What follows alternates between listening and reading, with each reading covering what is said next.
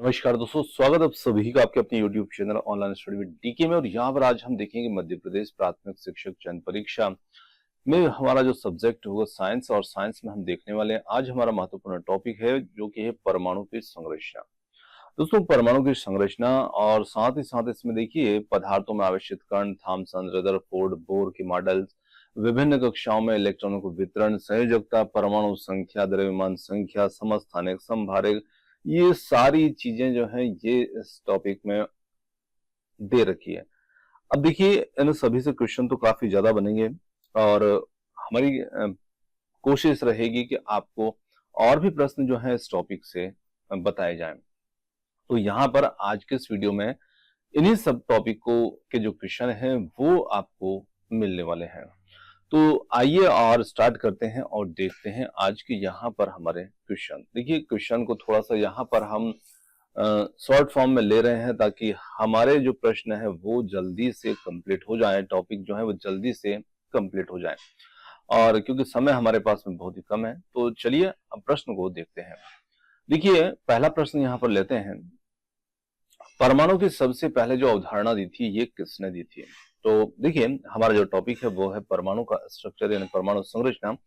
तो यहाँ पर हमें ये जानना होगा कि हमारा जो परमाणु है, परमाणु को सबसे पहले परमाणु की जो अवधारणा है ये देने वाले कौन थे? तो यहाँ पर कणाद और डेमोक्रिट्स जो थे, इन्होंने सबसे पहले जो थी ये परमाणु की अवधारणा जो थी ये दी थी। अब देखिए परमाणु की जो अवधारणा है वो सबसे पहले कणाद ने दी, कब दी, कैसी दी, ये सब चीजें आपको जानना जरूरी है। तो यहां पर यदि बात की जाए तो हम इसमें देखें थोड़ी सी चीजें इसमें देखिए। यहां पर यदि बात की जाए तो कणाद जो थे ये हमारे भारत के ही दार्शनिक थे, भारतीय दार्शनिक थे, और लगभग 6वीं शताब्दी ईसा पूर्व महर्षि जो कणाद थे इन्होंने सबसे पहले अणु, और जिसे बाद में एटम्स कहा गया, की कल्पना इन्होंने की थी। इन्होंने ये भी कहा था कि जो पदार्थ होता है वो अति सूक्ष्म कणों से बना होता है जिन्हें हम अणु कहते हैं, और ये अविभाज्य होते हैं। तो ये बात हमारे भारतीय दार्शनिक ने यहाँ पर 6वीं शताब्दी ईसा पूर्व ही यह बात जो थी ये बता दी थी। अब यहाँ पर बात की जाए डेमोक्रिट्स की, तो डेमोक्रिट्स ने यहाँ पर जो थे 460 से लेकर 370 ईसा पूर्व, डेमोक्रिट्स ने कहा था कि जो पदार्थ है उसको बार बार विभाजित करने पर अंत में एक ऐसा कण मिलता है जिससे विभाजित नहीं किया जा सकता है, और यही एटमॉस है। तो यहाँ पर यह भी एक दार्शनिक सिद्धांत था और बिना किसी वैज्ञानिक प्रमाण के। तो सबसे पहले की यदि बात आती है कि एटम्स के बारे में सबसे पहले यहाँ पर किन्होंने बात की थी, किन्होंने सिद्धांत दिया था, तो यहाँ पर दिया था। इसी के साथ में यहाँ पर जॉन डाल्टन आया फिर बाद में। तो ये सब थ्योरी हम देखेंगे हमारे प्रश्न के अनुसार जैसे आते जाएंगे। फिर उसके बाद में थॉमसन का जो मॉडल था वो आता है यहाँ पर, फिर रदरफोर्ड का जो मॉडल है वो आता है, इसी के साथ में नील्स बोर का मॉडल आता है। इसी के बाद में यहाँ पर देखें तो आधुनिक जो परमाणु सिद्धांत है क्वांटम यांत्रिकी मॉडल है। तो सबसे पहले यहाँ पर हमारे जो दोनों कणाद और डेमोक्रिट्स इन्होंने यह उदाहरण दी थी। डाल्टन के अनुसार परमाणु की विशेषता क्या थी? अब डाल्टन ने जो सिद्धांत दिया अपना परमाणु की, उसमें विशेषता क्या थी? तो इन्होंने कहा था कि परमाणु जो अविभाज्य है और अपरिवर्तनीय है। तो डाल्टन का जो सिद्धांत है वो परमाणु को क्या बता रहा था? यहाँ पर बता रहे थे अविभाज्य है, पर बाद में और भी थ्योरी के अंदर जो है वो चेंजेस आए, बाद में और भी खोजें हुई। तो उसमें जब इलेक्ट्रॉन्स की खोज हुई तो जे थॉमसन ने यहाँ पर इलेक्ट्रॉन की खोज किसने की थी? जे थॉमसन ने। अब डाल्टन की थ्योरी के बाद में फिर यहाँ पर इलेक्ट्रॉन्स की खोज हुई जे थॉमसन के द्वारा। तो फिर उसमें बताया गया कि जो भाई परमाणु है उसको और भी उसके अंदर जो कण हो सकते हैं वो होते से इलेक्ट्रॉन, प्रोटॉन, न्यूट्रॉन आदि के बारे में। अब प्रोटॉन की खोज किसने की थी? तो ये करने वाले थे रदरफोर्ड, और इन्होंने जो गोल्ड फॉइल है, सोने की स्वर्ण पत्ती, उसका प्रयोग किया था और प्रोटॉन की खोज यहां पर की थी। रदरफोर्ड के प्रयोग में कौन से कणों का प्रयोग हुआ? तो एक अल्फा कण यहां पर इन्होंने जो स्वर्ण पत्ती थी यानी कि सोने की पत्ती, गोल्ड फॉइल थी, उस पर अल्फा कणों की बौछार की थी, और उसी से संबंधित ये प्रश्न है कि कौन से कणों का प्रयोग इन्होंने किया था? अल्फा कणों का। रदरफोर्ड मॉडल की मुख्य खोज क्या थी? तो रदरफोर्ड जो मॉडल था, ये प्रयोग था, वहां पर नाभिक की उपस्थिति का पता यहां पर लगाया था। बोर मॉडल की सफलता किसमें थी? तो यहां पर हाइड्रोजन जो स्पेक्ट्रम था उसको समझाने में बोर मॉडल की सफलता थी। बोर मॉडल की एक सीमा क्या थी? तो बहु इलेक्ट्रॉन परमाणु पर लागू नहीं था। जो बोर्स का मॉडल था ये हाइड्रोजन पर तो लागू हुआ, उसके स्पेक्ट्रम को तो पूरी तरह समझा पाया, पर दूसरे बहु इलेक्ट्रॉन परमाणु पर ये बोर्स मॉडल जो था वो लागू नहीं हो पाया था। ये ध्यान रखिएगा। डी ब्रोगली का सिद्धांत क्या कहता है? तो डी ब्रोगली का सिद्धांत कहता है कि जो पदार्थ होता है उसमें तरंग के गुण भी होते हैं। डी ब्रोगली का समीकरण क्या है? तो डी ब्रोगली ने समीकरण दिया है जो लैम्डा बराबर ये तरंग दैर्ध्य को दर्शाता है, वेवलेंथ को, और बराबर h अपन एम व्यू, जहां पर h जो होता है वो प्लैंक स्थिरांक है, m यहां पर द्रव्यमान है, v यहां पर वेग होगा। हाइजेनबर्ग का सिद्धांत जो है किस पर आधारित है? तो हाइजेनबर्ग ने जो सिद्धांत दिया था ये अनिश्चितता पर आधारित था। अब देखिए हाइजेनबर्ग का जो सिद्धांत है वो अनिश्चितता पर किस प्रकार से आधारित है? तो यहां पर जो आधुनिक परमाणु सिद्धांत या क्वांटम यांत्रिकी मॉडल है, जिसे हम हाइजेनबर्ग और श्रोडिंगर दोनों ने मिलकर यह सिद्धांत दिया था, और इसमें इन्होंने बताया था कि इलेक्ट्रॉनों की जो स्थिति होती है वो निश्चित नहीं होती है, अनिश्चित होती है, मतलब अनिश्चितता का सिद्धांत। तो इसमें इलेक्ट्रॉनों की स्थिति कैसी होती है? निश्चित नहीं होती है, अनिश्चित होती है, बल्कि उनकी संभाव्यता यानी कि उनकी जो प्रोबेबिलिटी होती है वही इसमें बताई जाती है। और दोनों ने मिलकर ही ये क्वांटम यांत्रिकी मॉडल जो था ये दिया था। चलिए, श्रोडिंगर समीकरण क्या दर्शाता है? तो यहां पर यदि बात की जाए तो यहां पर श्रोडिंगर ने एक समीकरण भी दिया था। अब उस पर यदि हम बात करेंगे, चलिए आगे बात करेंगे उसके ऊपर, वो भी यहाँ नहीं है। तो यहाँ पर इलेक्ट्रॉन के वेव फंक्शन को ये समीकरण जो है दर्शाता है। न्यूट्रॉन की खोज किसने की थी? तो यहाँ पर जेम्स चैडविक जो थे, इन्होंने न्यूट्रॉन्स की खोज की थी। अफबाउ का जो नियम है ये क्या बताता है? तो अफबाउ का नियम जो है ये क्या बताता है? यहाँ पर ऑर्बिटल्स जो होते हैं ऊर्जा क्रम के अनुसार यहाँ पर भरे जाते हैं, और ये सिद्धांत जो है यहाँ पर हमें बताता है कुछ इस प्रकार से। जैसे ऊर्जा का जो क्रम होता है वो इस प्रकार से होता है, सबसे कम ऊर्जा s वाले 1s की, 2s की, फिर उसके बाद में 2p की, उससे ज्यादा 3s की।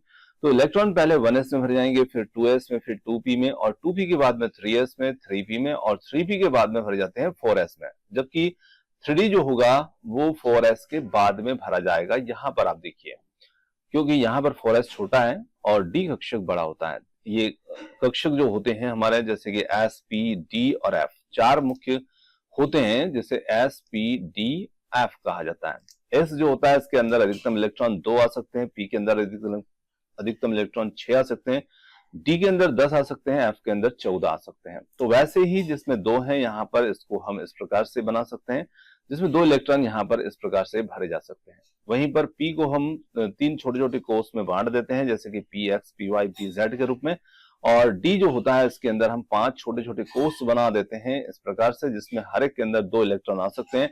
वैसे ही एफ के अंदर जो है वो हम 7 छोटे छोटे कोर्स बना देते हैं, और जिनके अंदर अधिकतम 14 इलेक्ट्रॉन आ सकते हैं।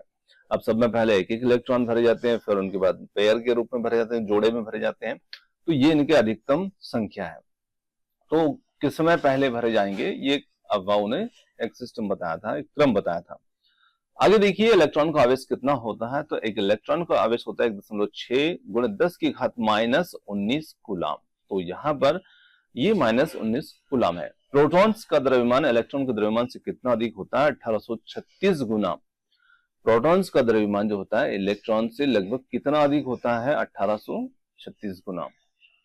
मुख्य क्वांटम संख्या का मान जो है वो क्या दर्शाता है? तो यहाँ पर कक्षा और ऊर्जा का आकार ये दर्शाता है।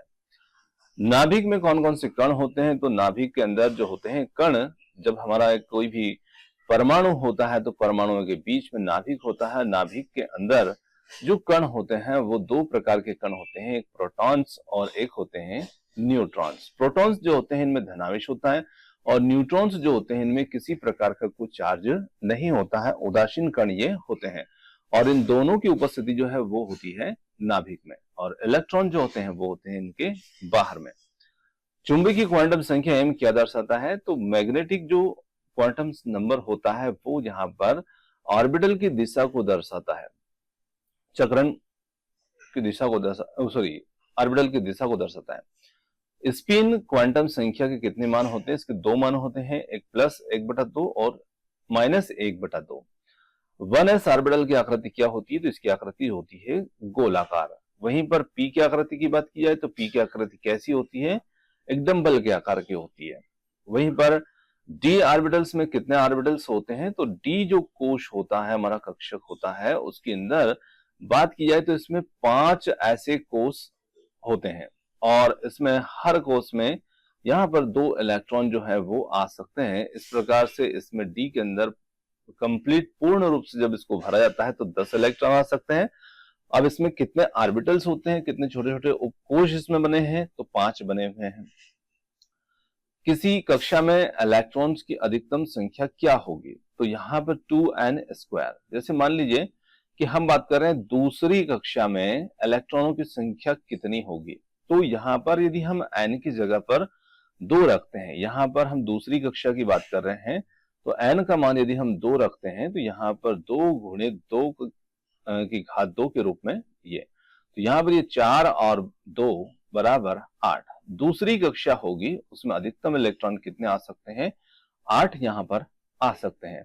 पहली कक्षा होगी, यदि n का मान 1 होगा, पहली कक्षा होगी, तो उसमें अधिकतम इलेक्ट्रॉन कितने आ सकते हैं? यहाँ पर आ सकते हैं 2, क्योंकि n का मान हम 1 रखेंगे, 1 का स्क्वायर 1 होगा और 2 के साथ गुणा करेंगे। अब n का मान यदि हम 3 रखते हैं तो क्या होगा? तो देखिए n का मान 3 रखेंगे तो 2 × 3 का वर्ग करेंगे, 3 का वर्ग 9, 9 दूनी 18। तो तीसरी कक्षा होती है, वहां पर हमारे इलेक्ट्रॉन्स आ सकते हैं 18। चौथी कक्षा के अंदर बात करेंगे तो यहाँ 4 का वर्ग 16, 16 दूनी 32। तो इस प्रकार से यहाँ पर इलेक्ट्रॉन्स भरे जाते हैं।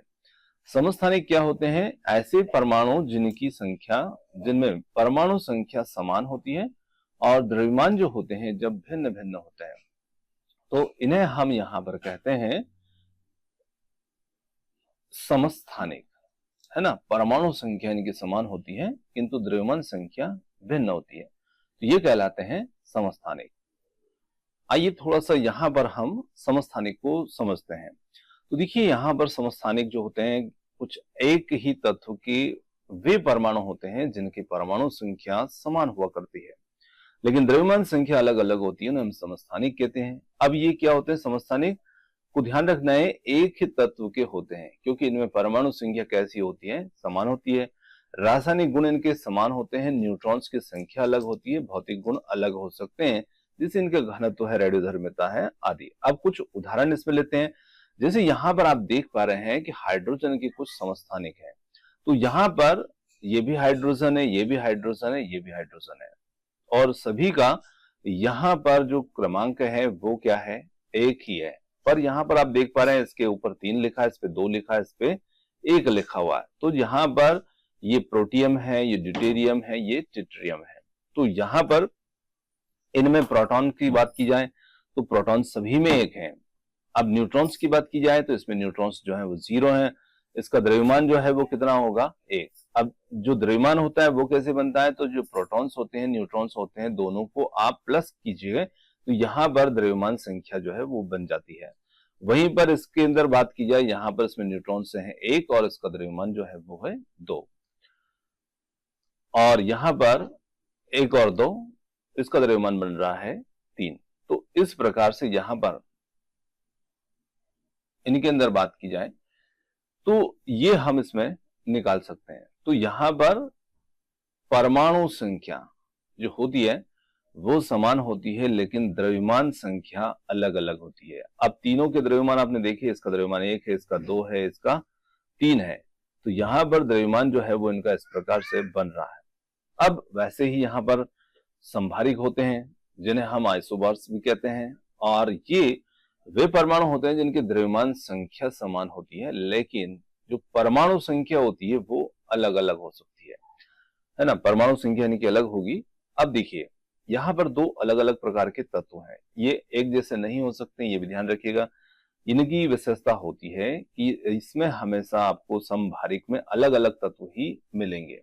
रासायनिक गुण अलग होंगे, परमाणु संख्या अलग होगी, प्रोटॉन्स और इलेक्ट्रॉन की संख्या अलग होगी, न्यूट्रॉन्स की संख्या इस प्रकार से बदलती है कि द्रव्यमान संख्या समान बनी रहे। अब यहां पर कुछ उदाहरण देखें तो जैसे कैल्शियम है, इसका परमाणु क्रमांक यहाँ पर परमाणु संख्या है वो 20 है, आर्गन का यहाँ पर 18 है, पर दोनों का द्रव्यमान संख्या यहाँ पर आप देख पा रहे हैं दोनों में 40-40 है। तो दोनों का द्रव्यमान 40 है लेकिन परमाणु संख्या अलग है, इसलिए भार द्रव्यमान इनका समान है, ये है समभारिक। प्रश्न पर आते हैं और अगला प्रश्न हमारा समभारिक क्या है? जिनकी द्रव्यमान संख्या समान हो, परमाणु संख्या अलग अलग हो, समभारिक कहलाते हैं। सबसे हल्का परमाणु कौन सा है? वो होगा हाइड्रोजन।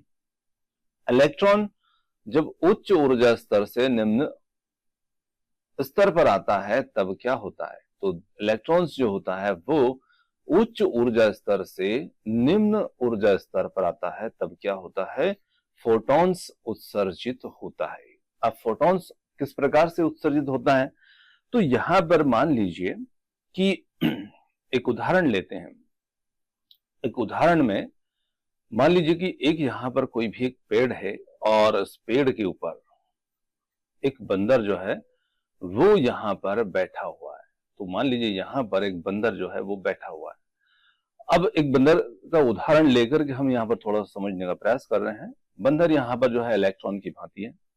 अब ये बंदर जो है ये कुछ ऊर्जा लेकर के क्या करता है? ये उच्च ऊर्जा स्तर यानी कि पेड़ की ऊंची डाल पर ये छलांग लगा देता है, चला जाता है। अब जैसे ये यहां पर जाता है तो अभी ये कहां पर था? नीची जगह पर था, निचले स्तर पर था, और निचले स्तर से जब ये उच्च ऊर्जा स्तर पर जाता है तो ये ऊर्जा को क्या करता है? तो उस स्थिति में ये ऊर्जा को अवशोषित करता है, मतलब ऊर्जा ये प्राप्त करता है, ये ऊर्जा को ग्रहण करता है।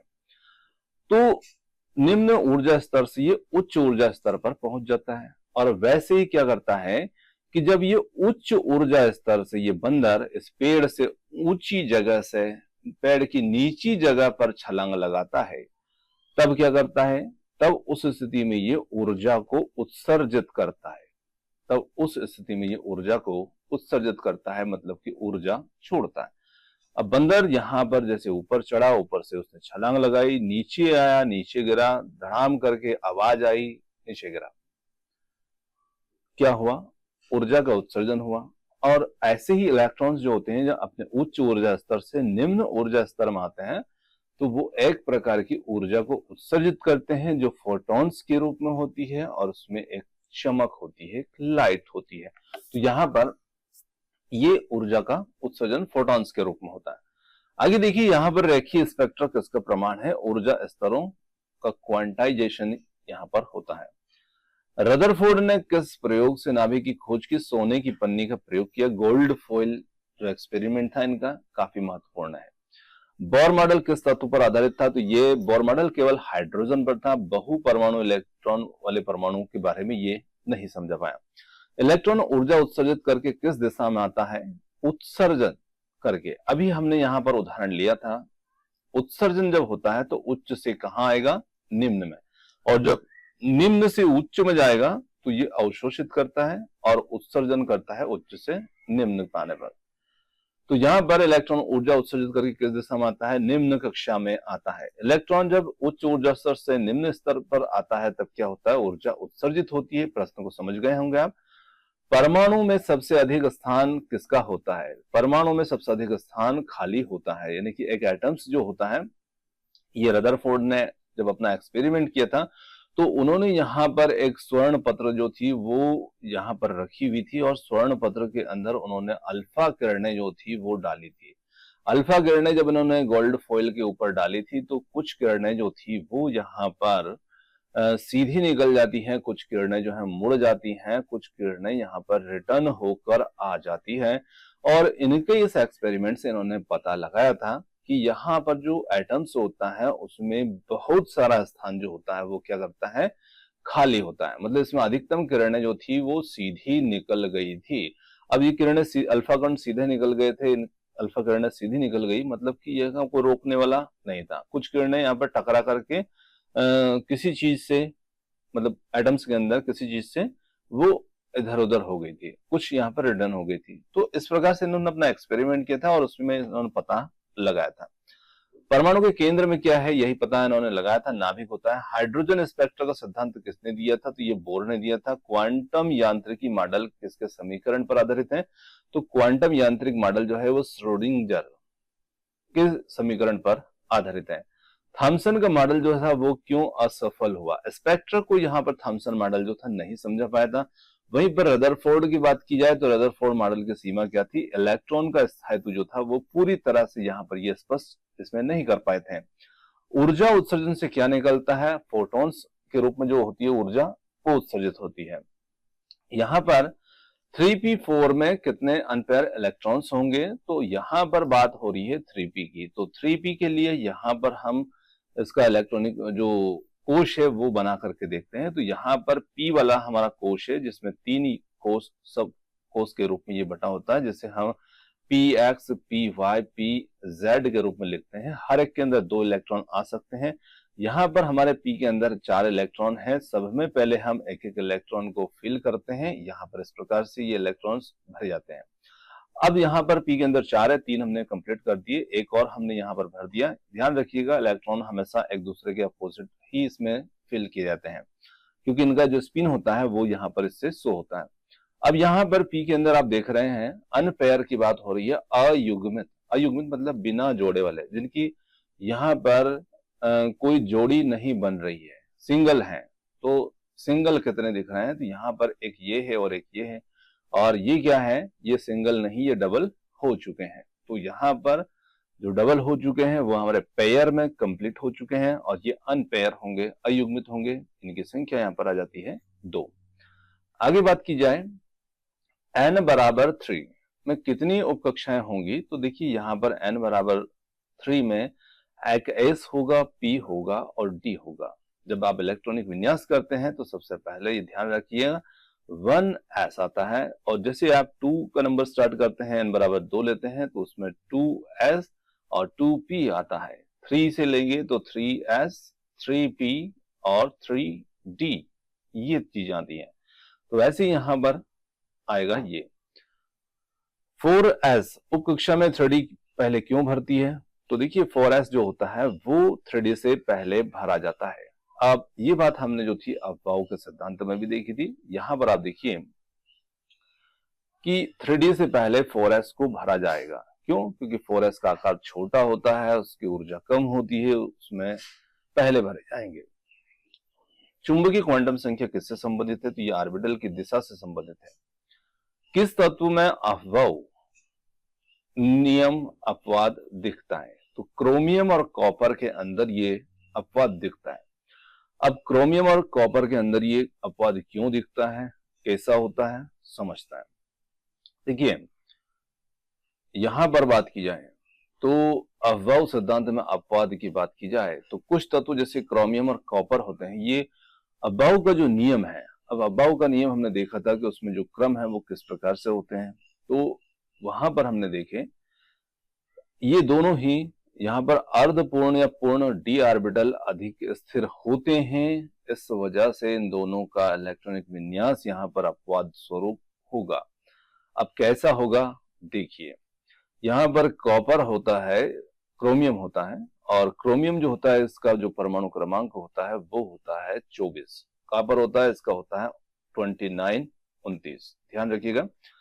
अब इलेक्ट्रॉनिक विन्यास इसका करते हैं तो यहाँ पर AR आर्गन लिखा हुआ है, यहाँ पर भी आर्गन लिखा हुआ है। आर्गन का मतलब है कि 18 इलेक्ट्रॉन जो है इधर पहले भरे जा चुके हैं, और ये उत्कृष्ट गैस के सापेक्ष लिखा हुआ इलेक्ट्रॉनिक विन्यास है, इसलिए यहाँ पर उत्कृष्ट गैस का नाम लिख दिया है। आर्गन 18 इसका क्रमांक होता है। तो आप ये समझिएगा 18 इलेक्ट्रॉन पूरी तरह से यहाँ पर कंप्लीट भरे जा चुके हैं। उसके आगे यहाँ पर 4s है और 3d 5 है।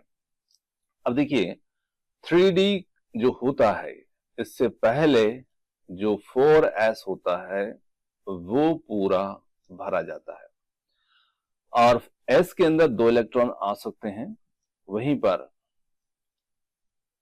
2 इलेक्ट्रॉन आ सकते हैं। डी के अंदर 5 आ सकते हैं। परंतु यहां पर क्या हुआ, देखिए एस में एक इलेक्ट्रॉन जो है वो भरा गया है, तो डी के अंदर 5 भर दिए।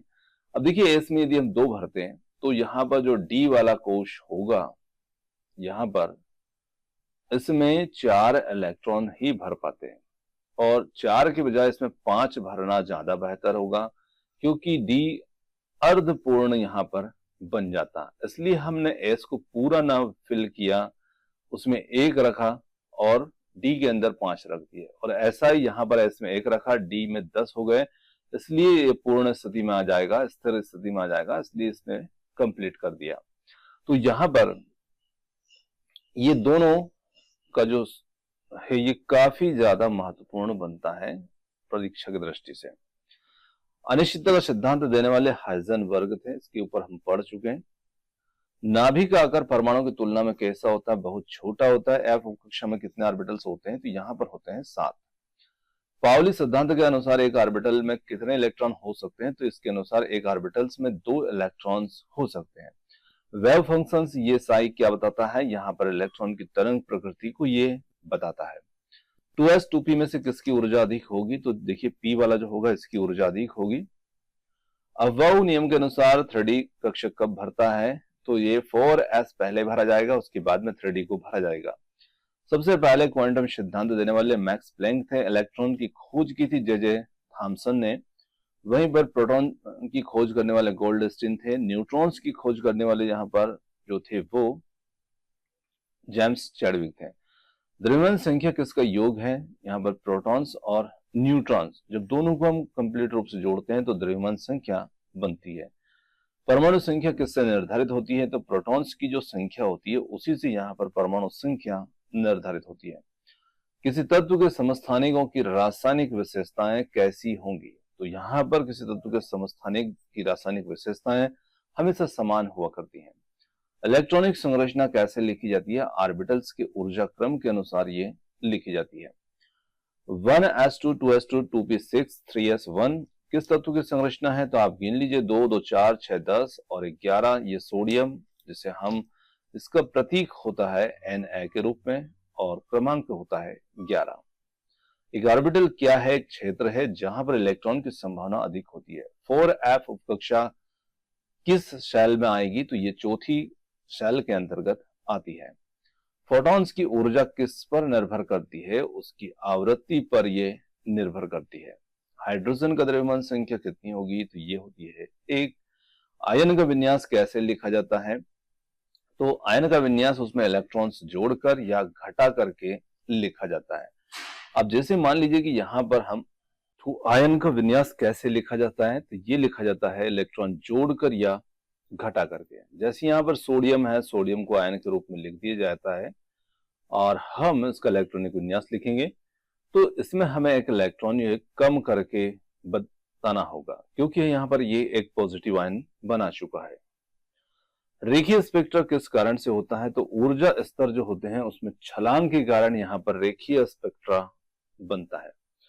n बराबर 3 के लिए अधिकतम इलेक्ट्रॉन कितने होंगे, तो इसमें अधिकतम इलेक्ट्रॉन की संख्या 18 हो सकती है। हम सूत्र इसका देख चुके हैं।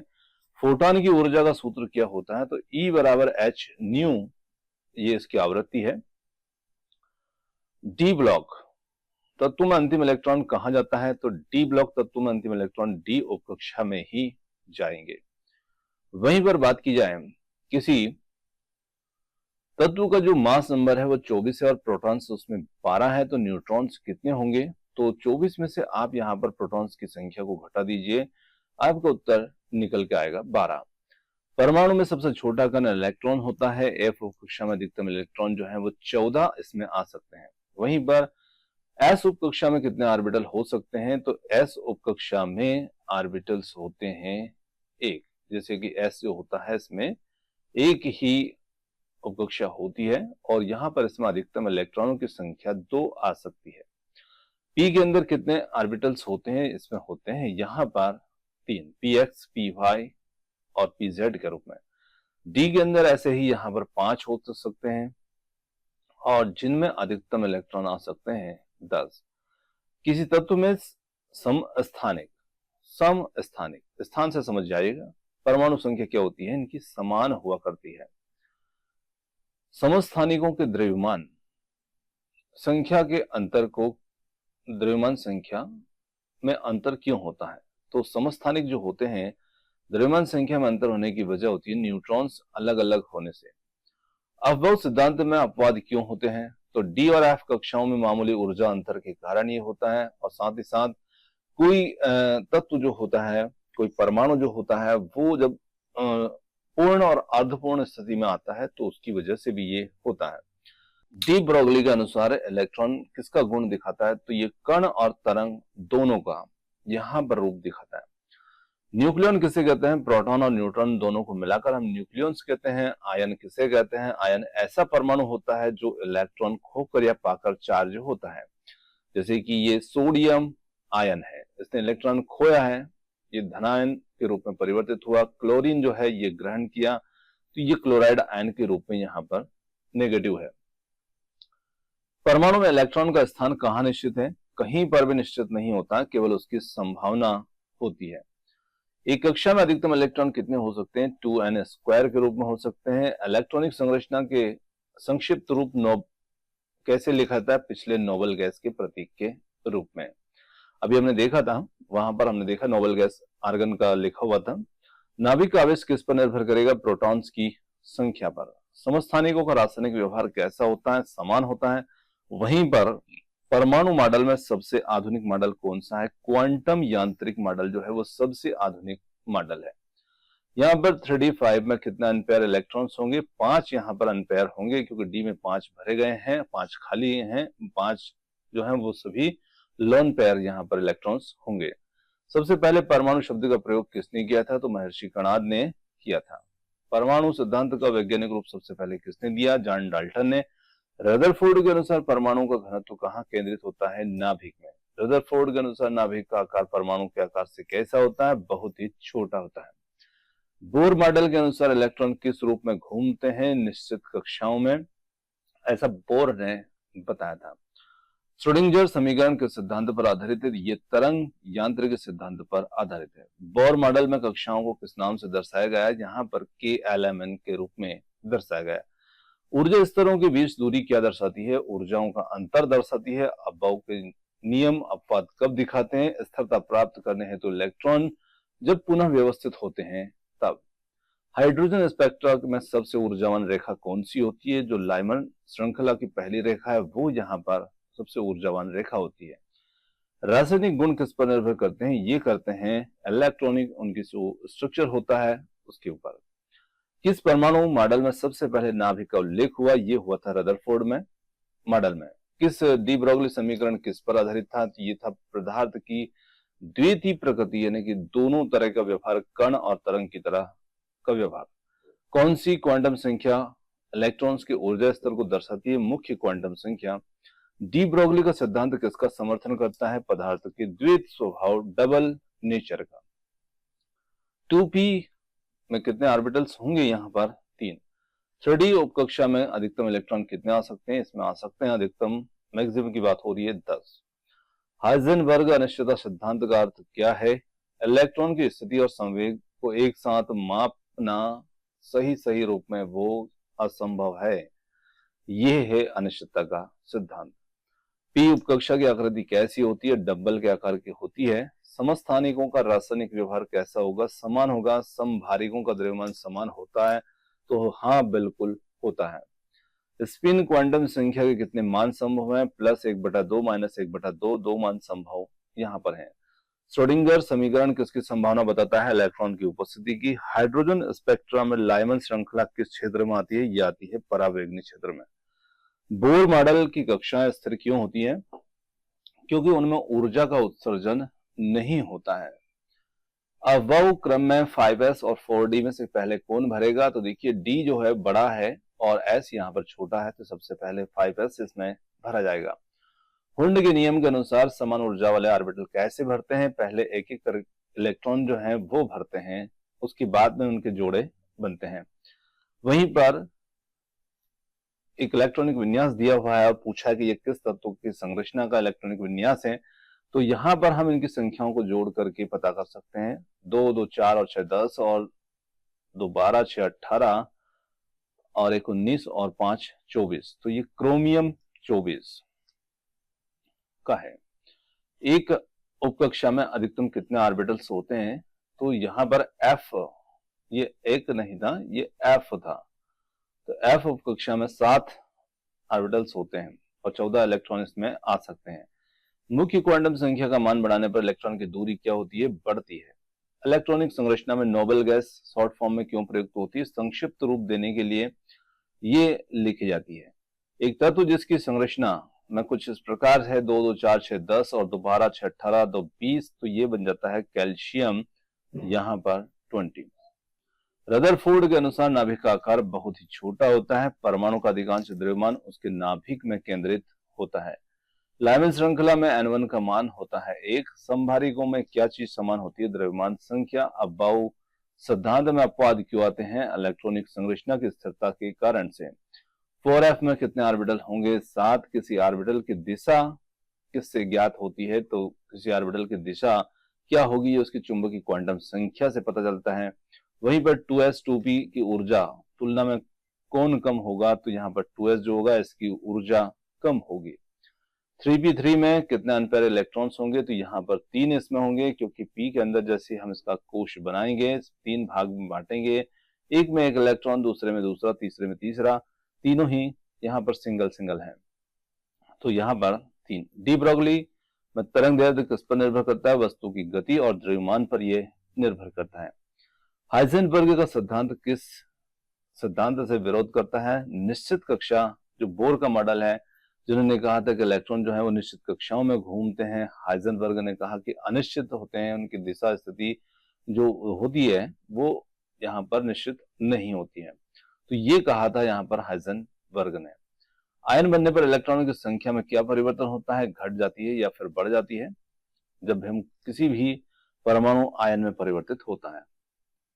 अवयव क्रम में 6s और 4f दोनों में से पहले कौन भरेगा? तो यहाँ पर 6s जो है वो पहले भरेगा, क्योंकि ये इसका आकार छोटा होगा। यदि कोई तत्व रेडियोधर्मी है तो इसका अर्थ क्या है? उसका नाभिक जो है अस्थिर है।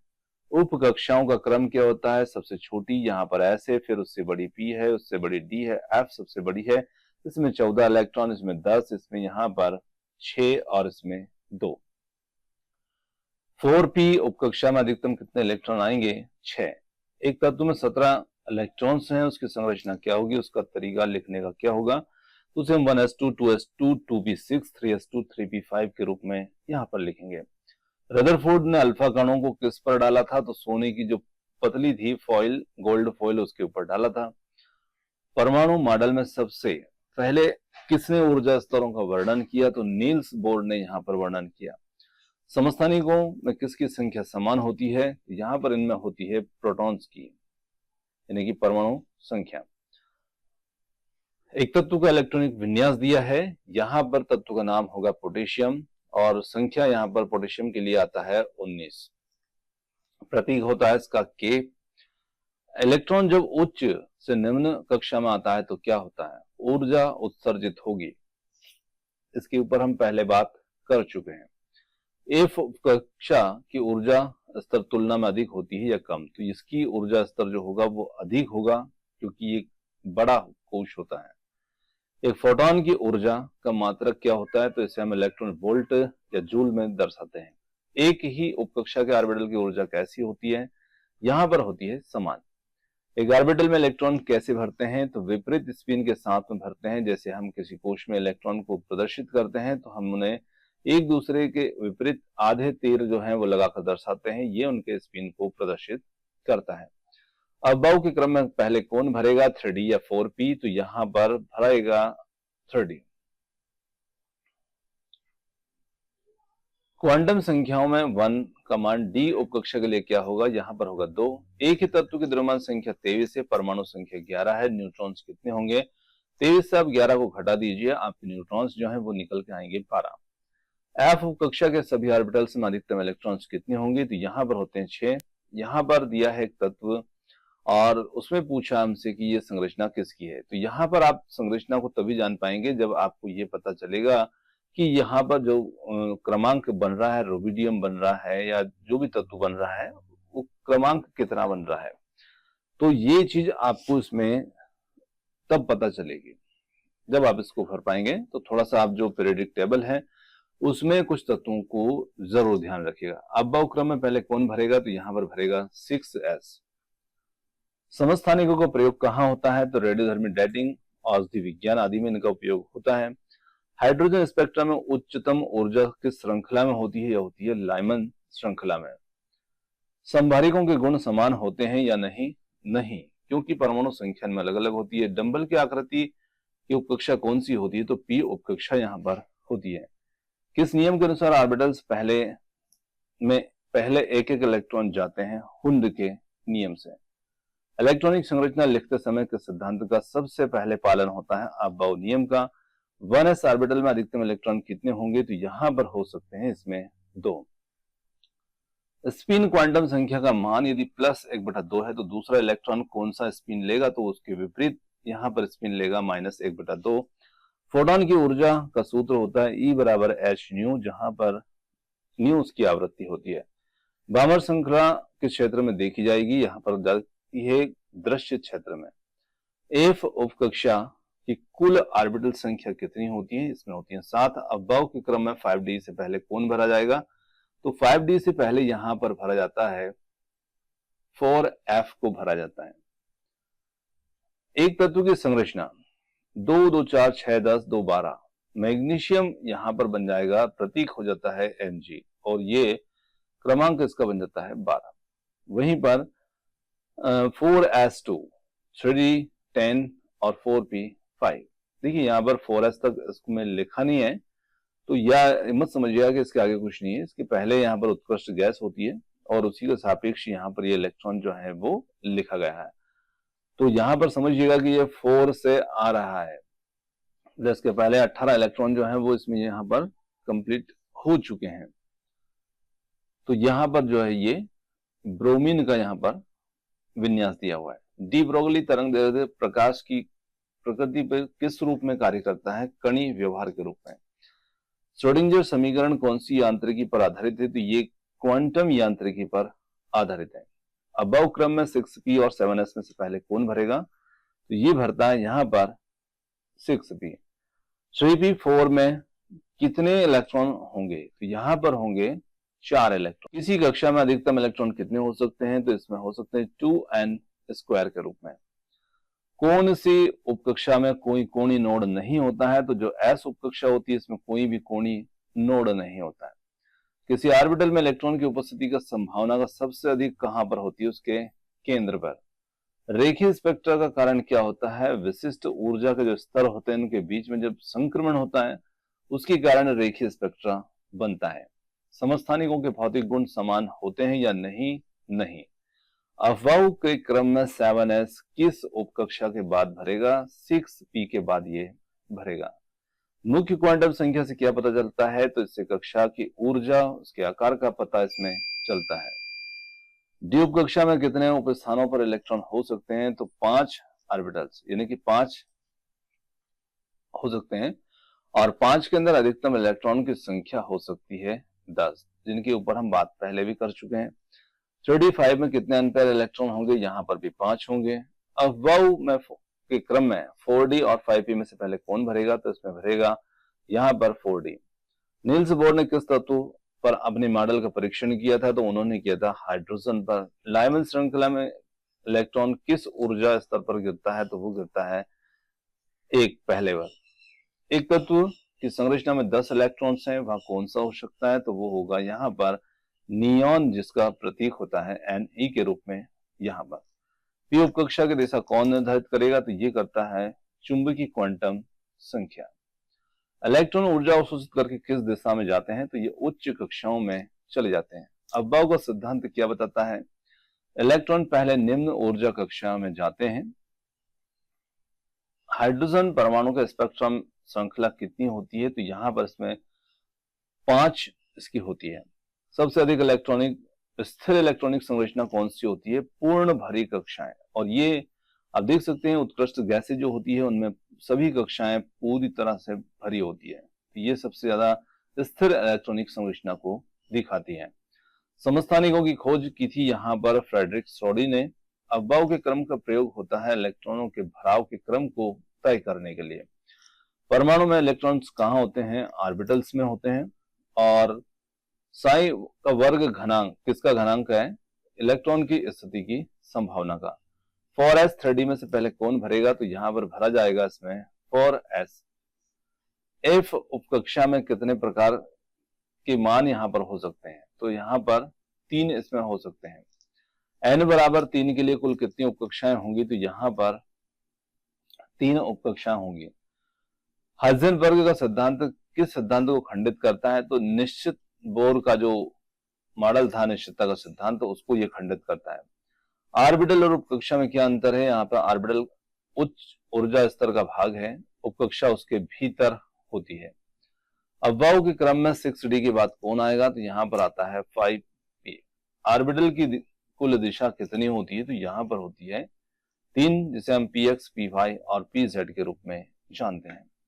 दोस्तों यहाँ पर जो प्रश्न है ये हमारे समाप्त होते हैं, और क्वेश्चन आपको कैसे लगे कमेंट्स करके जरूर बताइएगा। वीडियो पसंद आया हो तो वीडियो को लाइक, शेयर, चैनल को सब्सक्राइब करना मत भूलिएगा। आपने जो समय दिया उसके लिए बहुत बहुत धन्यवाद। Thanks for watching. मिलते हैं जल्द ही एक और नए किसी वीडियो के साथ। धन्यवाद।